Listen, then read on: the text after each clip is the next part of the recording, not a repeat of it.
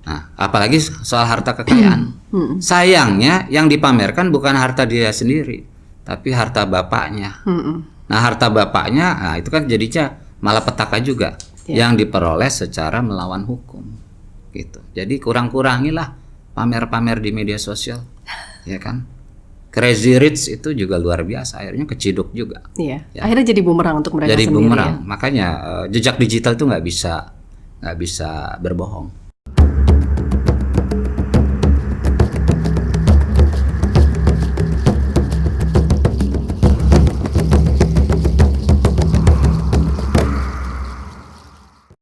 Hai Mikaster, saya Melanov, kembali lagi di Mikes dan kali ini kita akan membahas dampak sosial media atau sosmed terhadap perilaku kekerasan anak.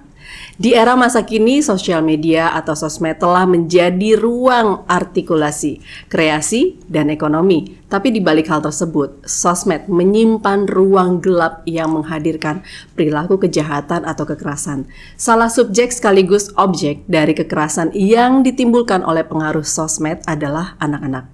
Hal ini tentu membuat gelisah kita semuanya. Data dari Komisi Perlindungan Anak Indonesia atau KPAI tahun 2017 sampai 2019 terdapat ribuan kasus yang melibatkan anak-anak terkait dampak negatif sosial media. Ada 329 anak menjadi korban kejahatan seksual di media sosial, 426 anak menjadi korban pornografi di media sosial, dan 299 anak menjadi pelaku kejahatan seksual online. 281 menjadi korban perundungan di media sosial.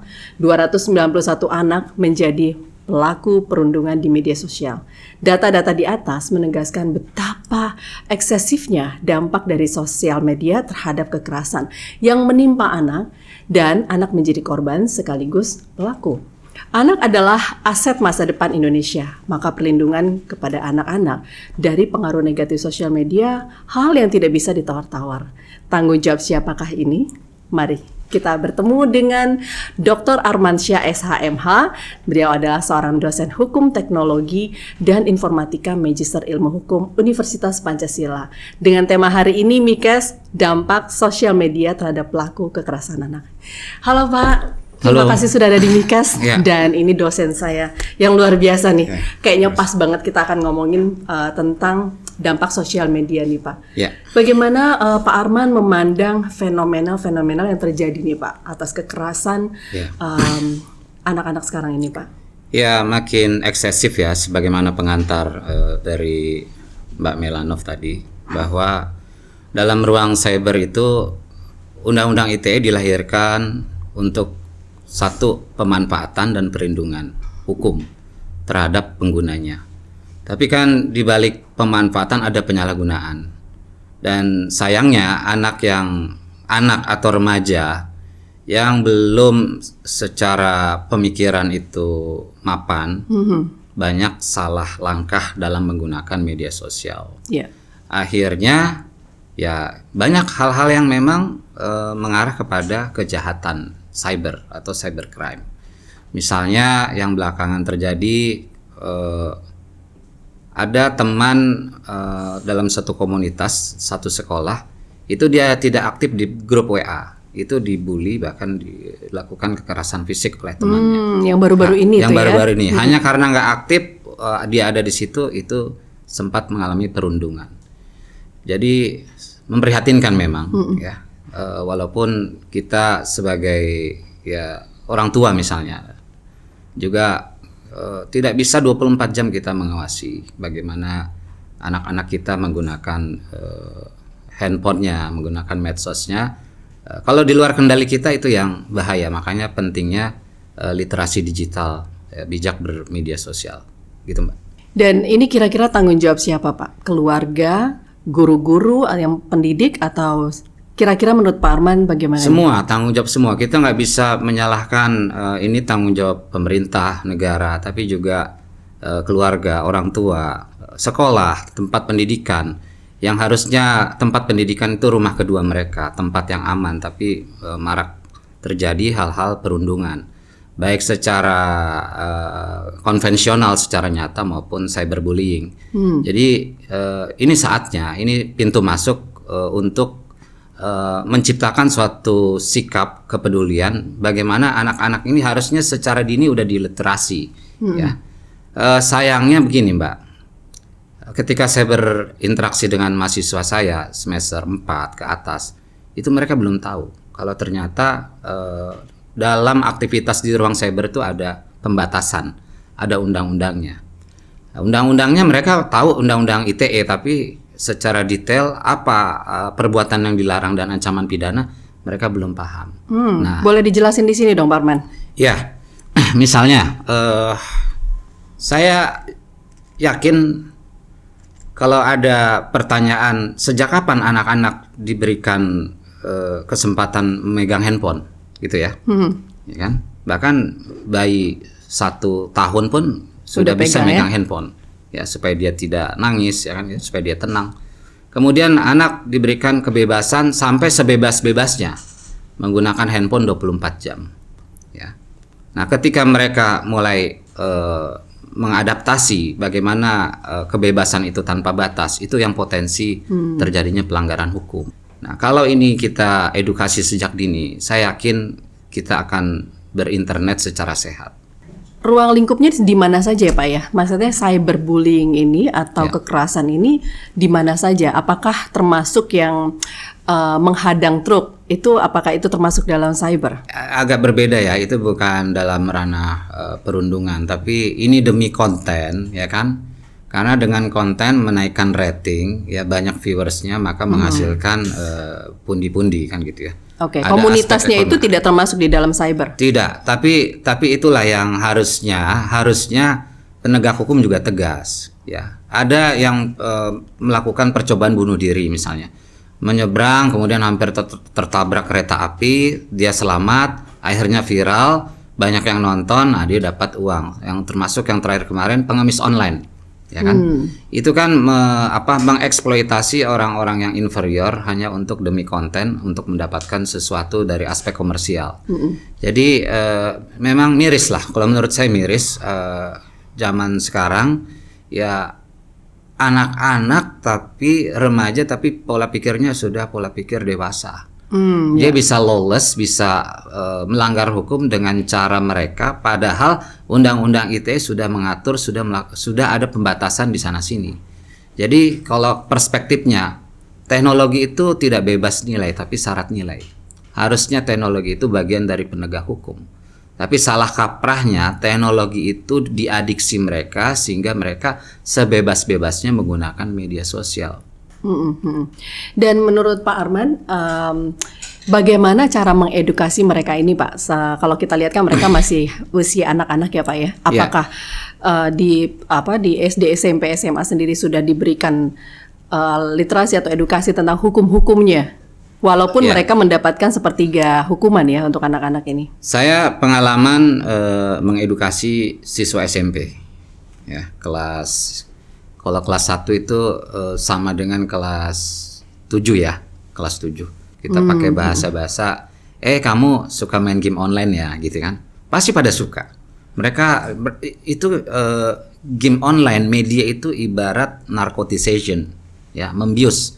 Secara nggak sadar mereka menjadi sangat butuh, menjadi adiksi dengan main game online. Tapi kalau orang tuanya nggak aware, itu dalam game online juga ada provokasi, ada kata-kata kotor, ada ancaman dan seterusnya. Dan seks juga ya, Pak. Termasuk di situ, ya. Jadi game online tuh pun banyak mengandung kekerasan, ya. Ya saya nggak akan sebut lah gitu ya. Tapi secara umum ya, anak-anak zaman sekarang itu ya nggak usah anak-anak, orang dewasa juga ada main game online yang potensi mengandung kekerasan. Nah, ketika saya mengedukasi seperti itu, jangan ya Anda melakukan perundungan antar teman gitu, itu nggak bagus ya.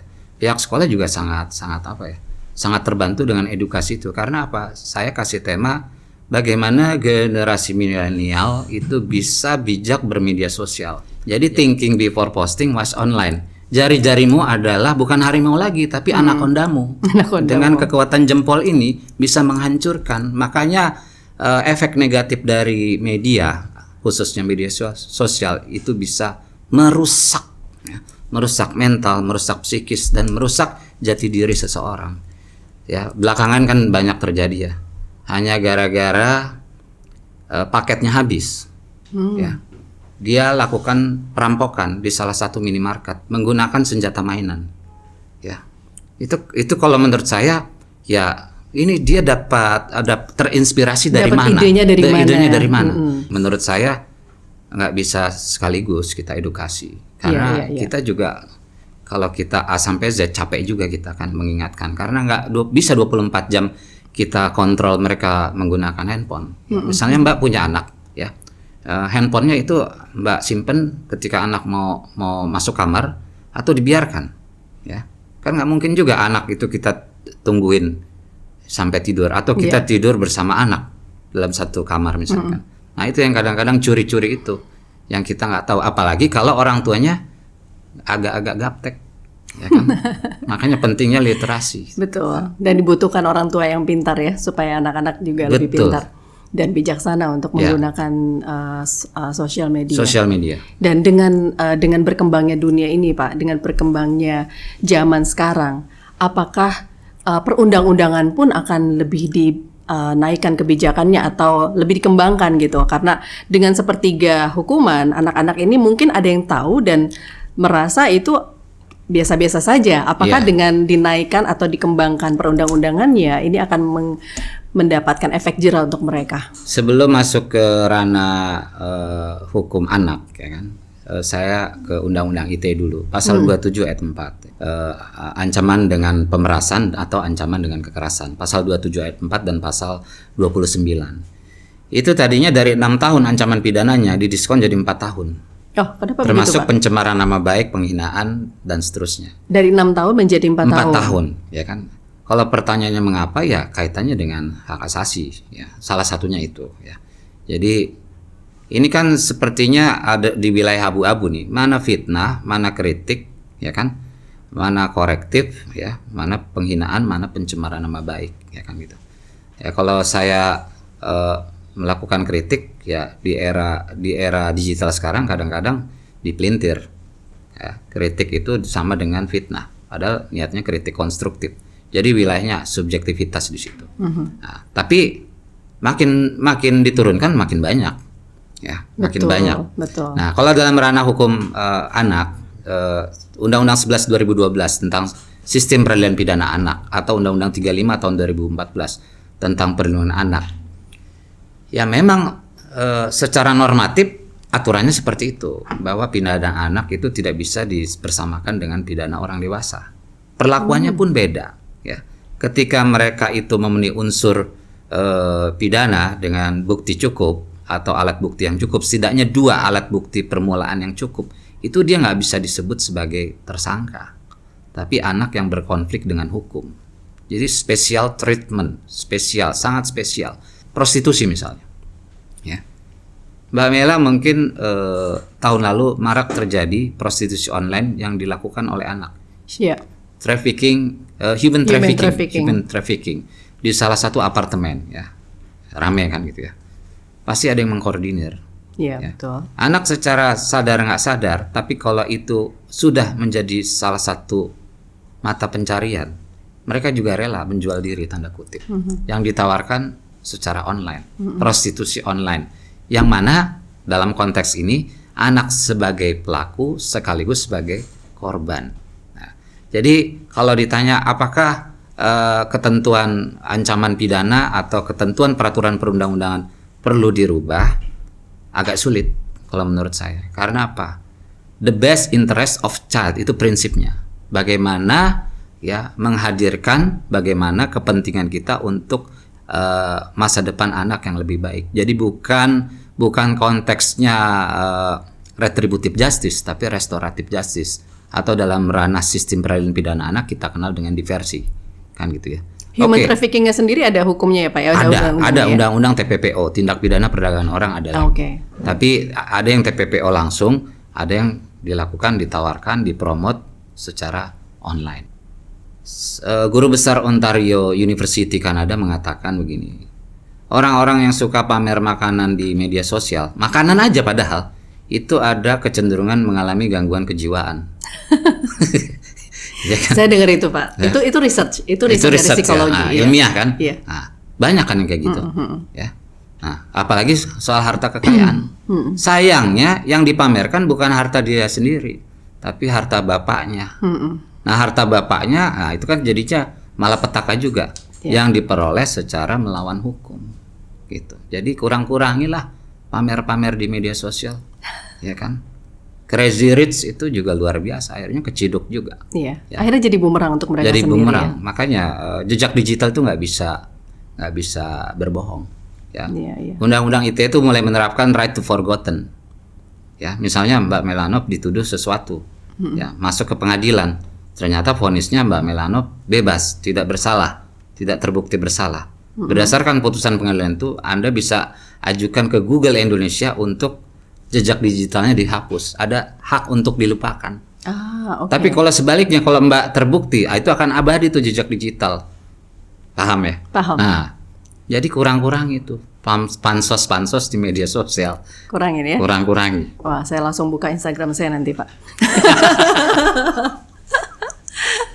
Dan dengan terjadi banyaknya kasus seperti ini, Pak, kira-kira negara ada inovasi nggak sih untuk membatasi itu undang-undang untuk sosial media dan kita nggak akan mungkin bisa se ekstrim China yang melarang anak-anak membawa handphone ke sekolah. Ya, Mbak Melanov punya anak, Mbak Melanov lagi sibuk, nggak bisa jemput anak. Ya dong, anak pasti kan akan dipesankan ya misalnya transportasi online, ya kan? Kalau nggak Mbak yang pesan atau anaknya pesan sendiri, ya kan? Nah, dengan masa pandemi coba anak jadi akrab banget kan dengan smartphone-nya, ya kan? Ada sekolah yang ketat, semakin ada. autis. Ya, itu istilah Anda kan gitu. Artinya kalau Mbak bilang yang tadi, ya. Kadang dipanggil sekali dua kali kan nggak mempan juga karena dia terlalu asik, terlalu adiktif dengan dunia dia.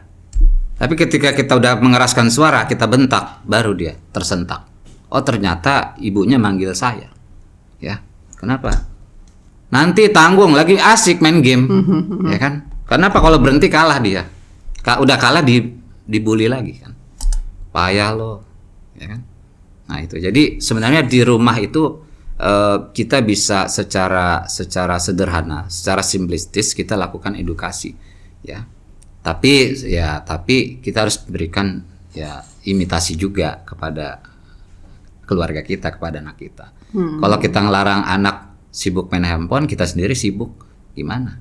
Jadi semua ini tanggung jawab daripada pemerintah, keluarga, sekolah, lembaga pendidikan, rohaniwan, lingkungan masyarakat sekitar, kan gitu. Dan LSM juga ya untuk parenting. Ya, bagaimana kadang gini Mbak. Edukasi tentang parenting. Sejak bayi anak udah ya digeletakin aja handphonenya, denger lagu-lagu klasik misalnya. Supaya apa? Supaya pinter. Udah dari dalam perut Pak. Dalam perut ya. Nah, supaya pinter gitu kan sih. Ya. Terus anak rewel umur 2-3 tahun supaya dia kasih handphone. Udah lebih jago dari orang tuanya. Makin kesini ya makin menjadi kan. Jadi ini makanya bisa nggak kita hidup tanpa smartphone sehari aja? Nggak usah sehari, sejam aja kita udah kelimpungan. Nggak bisa kan? Nggak bisa. Anak-anak sekolah nggak bawa handphone, pulang sekolah bukan belajar, yang dilihat handphone dulu. Habis lihat handphone mulai aktivitas habitnya dia, main, ngechat dan seterusnya. Jadi memang ini suatu kebutuhan. Makanya gini, pemanfaatan teknologi harusnya itu bisa menghasilkan nilai ekonomis, pemanfaatan bukan penyalahgunaan yang menghasilkan nilai ekonomis. Ya, jadi teknologi nggak sekedar teknologi, tapi teknologi itu harusnya syarat nilai. Nah, nilai-nilai apa? Ya saya balik karena kita di Pancasila ya. Ya, aspek religi, ya, humanity, ya kan. Bagaimana media sosial memprovokasi sehingga kita tercerai-berai. Ya, ada cebong kampret misalnya, kan gitu kan. Ada juga yang mempersatukan bangsa, kan konten-konten pemersatu bangsa. Tapi yang aneh malah bukan soal nasionalisme, tapi soal-soal yang kayak gitu, ya. Paham maksud saya? Paham sekali. Nah, soal musyawarah, soal apa namanya? Keguyuban dan soal justice, keadilan. Jadi pertanyaan yang tadi restoratif justice itu menjadi suatu solusi. Tapi sayangnya begini, ada beberapa kejadian tawuran, ya, ditayangkan kan, jelas itu, nggak diblurkan, ya bawa golok, bawa badik, bawa apa, gear kan gitu ya, ya nggak lama dilepas lagi, ngulang lagi kan. Gitu.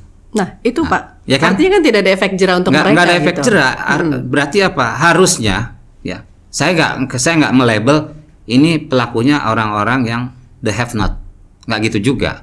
Ada yang the have ya kan, karena kurang perhatian dari orang tua. Yang sekarang justru the yang have kok. jadi broken kan. Yang lagi viral sekarang kan. Yang sekarang kan. Nah, jadi apa nih pola edukasi apa yang membuat mereka kalau udah sekali dia bikin pernyataan, orang tuanya dipanggil, kemudian dia dicabut itunya apa kartu Indonesia apa gitu ya, yang membantu dia untuk Indonesia Sehat, KIS atau KIP iya, gitu kan. iya. Nah, harusnya itu jerak, tapi enggak juga. Karena apa? Harusnya remaja ini transisi kematangan daripada pola pikir, emosi dan apa anatomi tubuh. Yeah. Tapi terlalu cepat dia melihat sesuatu yang sebenarnya belum patut, belum pantas, sehingga dia mengimitasi, menjadi narkotik buat dia, narcotization, membius dia, bahwa dunia dalam genggaman dengan cara yang salah. Gitu. Makanya kita luruskan, siapa itu pendidik, masyarakat, media, pemerintah, orang tua dan seterusnya. Yang paling dekat adalah keluarga. Yang paling dekat keluarga. Makanya kita jangan bosan-bosan mengingatkan ya keluarga kita supaya hati-hati bermedia sosial. Karena apa? Hati-hati aja bisa terjerat, apalagi nggak hati-hati. Iya, gitu. Betul Pak, betul sekali. Dan menurut Pak Arman, kalau China itu kan memang sistemnya komunis ya Pak. Ya. Dan saya belajar tentang sosiologi itu bahwa negara yang akan maju itu dengan menggunakan sistem komunis sebenarnya. Nah, apakah negara kita ini bukan harus menjadi sistem komunis, tetapi memiliki penerapan yang tega gitu loh Pak, supaya ya efek jera tadi gitu, seperti China gitu. Dilakukan pembatasan kan maksudnya itu ya. Yeah. Jadi kebebasan itu ada batasnya sebenarnya. Yang membatasi kebebasan itu hukum, aturan. Makanya ada undang-undang ITE, ada undang-undang penyiaran, ada undang-undang pers gitu. Kalau kita kayak Cina ya nggak boleh dia main Facebook itu nggak boleh. Ya, tapi produk dia sendiri yang ini kan, aplikasi yang diunggulkan. mungkin lagi tren sekarang. Nah, Indonesia kebanyakan kita jadi user, jadi followers, ya. Sehingga apa kebablasan juga kita. Sayangnya kebebasan pasca reformasi yang kebablasan. Gitu, euforia terus kita nggak akan berhenti. Iya. Ya. Dan gak banyak yang tahu loh Pak, undang-undang dari kekerasan terhadap anak ini ya, kekerasan anak ya. Dan bagaimana menurut Pak Arman lebih mengedukasi mereka kalau dari sisi kita Pak? Melalui kesempatan ini ya saya harus sampaikan, kita harus berani speak up gitu. Iya. Karena sekali dibiarkan akan muncul lagi yang lebih parah lagi kan gitu. Jadi speak up gitu. Mau dilecehkan, rundung harus berani, ya. Tapi sayangnya lagi itu dilakukan relasi kuasa, ya. Misalnya superior inferior, jadi ketidakberdayaan. Ya. Saya nggak akan tarik posisi soal kesetaraan gender bukannya, tapi dalam perspektif media sosial misalnya, itu terjadi berulang kali, sehingga kita harus katakan stop kekerasan siapapun itu.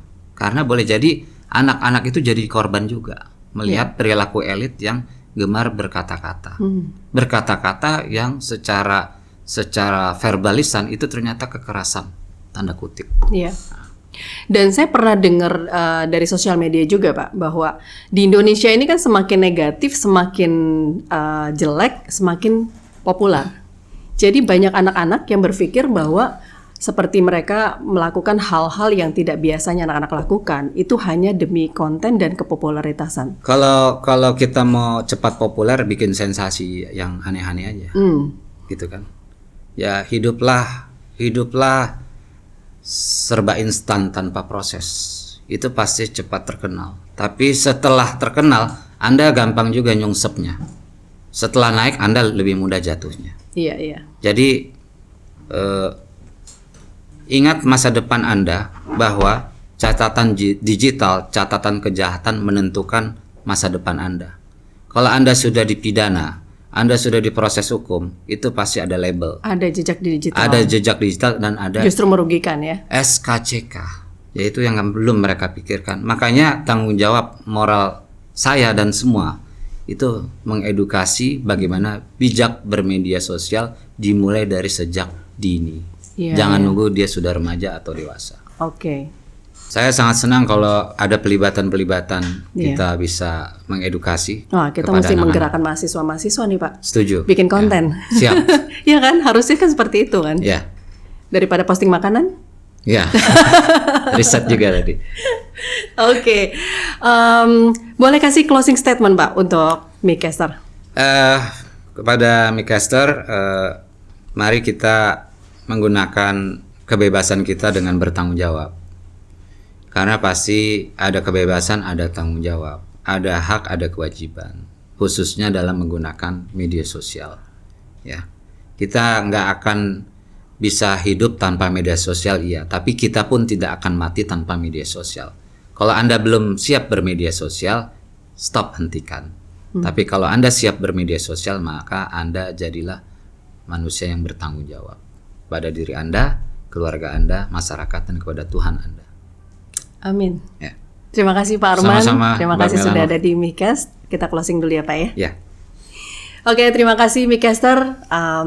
Pastinya kita akan bertemu kembali di episode yang akan datang. Pasti lebih viral dan lebih keren. Terima kasih.